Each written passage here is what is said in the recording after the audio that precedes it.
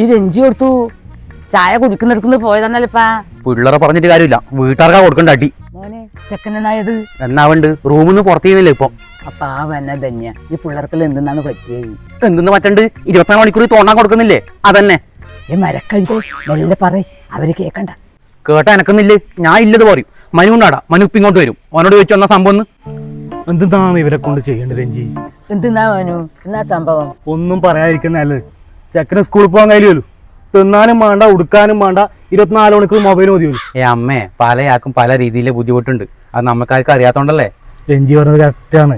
Mobile ഉപയോഗിച്ചുകൊണ്ട് മാത്രമല്ല, മദ്യത്തിന്റെയും മയക്കുമരുന്ന് പോയം കൊണ്ട് എത്ര ആൾ ജീവിതത്തിൽ ഇങ്ങനത്തെ പ്രശ്നങ്ങളുണ്ട്. ശരി തന്നെ മനു, ഇപ്പൊ ജോലിയായിട്ടും കല്യാണം കഴിഞ്ഞ വീട്ടിലെ പ്രശ്നമായിട്ടും എന്തെല്ലാം വാർത്തയാണ് നമ്മ ദിവസം കേൾക്കുന്നത്. അമ്മേ, നിങ്ങൾ ഭയങ്കരല്ല. നിന്നെ പോലെയല്ല ഞാൻ, നാട്ടിലെ കാര്യങ്ങളെല്ലാം മനസ്സിലാക്കി ചിന്തിക്കുന്ന ഒരാളാണ് ഞാൻ. മനു, നമ്മൾ ചെക്കൻ എന്നാ നാക്കുന്നത്? അതൊന്നും പഠിക്കണ്ടാൻ പറ്റി നല്ലൊരു കൗൺസിലിംഗ് കൊടുത്താൽ തീരുന്ന പ്രശ്നമില്ല ഇത്. അതിന് വേണ്ടിയിട്ടല്ല പയ്യന്നൂർ കോത്തായ്മുക്കിൽ ഇപ്പൊ ഒരു സ്ഥാപനം തുടങ്ങിയിട്ടില്ലേ, ക്ലാപ്പ്. നമ്മളെ പോലെ എത്ര ഉപകാരപ്പെടും അത്. അത് പിന്നെ പറയണ, ഇതുപോലത്തെ സ്ഥാപനം അന്നേ തുടങ്ങണമായിരുന്നു.